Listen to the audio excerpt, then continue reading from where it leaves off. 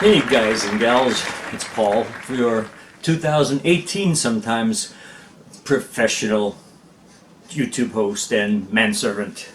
And I had something come across my desk that I just read in Queerty in a recent mail-in article that I get on email. You might have seen this yourself, but I just find this is absolutely ridiculous. And I'm lost because I don't know. Never heard the term, first of all, but I don't know how I feel about it. Anyway, so Mr. Cohen has to say about this. You got that?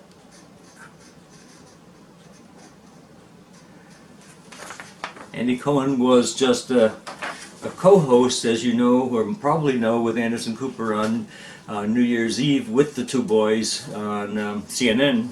And he got to start talking about the degrees of gayness that he kind of has named. I don't know how widely this is known, but I'm going to read you what blogger Dave Kaufman, who interviewed Andy and also kind of critiqued him, says about this. It was in this was in Queerty just about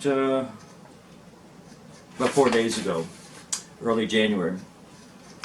Okay, here we go. So, folks, Andy Cohen recently described himself as a gold star gay, meaning he's never engaged in sexual intercourse with a woman while chatting with his BFF Anderson Cooper. Now, blogger David Kaufman over at Quartzy, I don't know anything about Quartzy, but it's quartzy.qz.com, why gold star gays aren't a good thing. That's all with the hyphens in between. Is taking the 49-year-old Bravo exec to task. From Queer Eye for the Straight Guy to RuPaul's Drag Race, there's always been a level of convivial silliness about LGBT culture, Kaufman writes, but nothing has ever quite reached the sheer pettiness of the gold star phenomena. Well, he continues, it's not that there's anything wrong or necessarily right about gays or lesbians who've only gone horizontal with their own gender. After all, same-sex attraction is at the core of the LGBT identity. The problem is that qualifying sexual histories with terms like gold star adds a level of competitiveness to LGBT identity that's not only inane, it's downright divisive. And I don't think that we can afford that. We're not as big a group as all blacks or all Jews or all Italians or all evangelicals.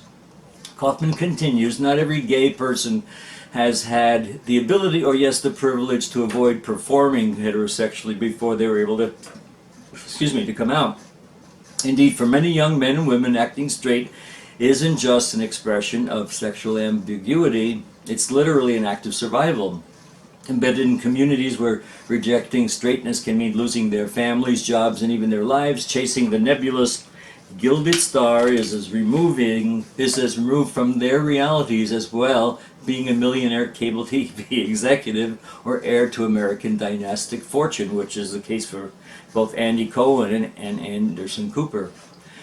I don't know how you guys feel about that. Are you gold star? Do you have the opportunity to say that your gay experience is better because you've never tasted of the vaginal fruit, so to speak?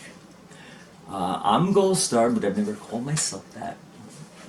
It's only because I was very principled in trying to find myself and not muddle myself with a lot of confusion. And when I dated very limitedly women, it was because of the parents and it was because of the co-workers, but it really never went further. I knew exactly where I wanted to stop, and it was fine. But some of the comments that were put in Queerty I thought were pretty interesting. I'm going to read you a few, and then I'm going to get off here because, as Brad and I said, we're going to do shorter but more topical. No, anyway.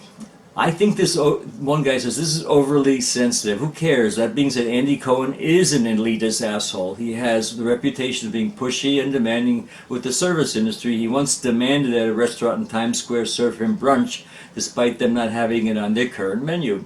And when they wouldn't accommodate, he threatened to badmouth them on social media. He's a dick. Not only that, another fellow writes, Cohen apparently thinks it's a good idea to pose for photos with his legs spread from Chicago to LA, almost as if he believes he's treating us to something. Well, I don't know about that.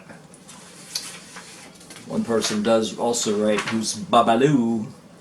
I'm a platinum gay, as I was a cesarean baby and no part of my body has ever touched a vagina. It's all in good fun. If you get worked up about this, go get some therapy. Well, Andy seems to be the one who needs that. Platinum gay here, too. I was born via C-section. See, I didn't even think about that. Our reader to QWERTY Brody says, a haughty liberal gay New Yorker is also an elitist. Next thing you'll be surprised, suggesting, is that the fire is just a little bit warm. One more for you guys to ponder. From Sean in the mountains.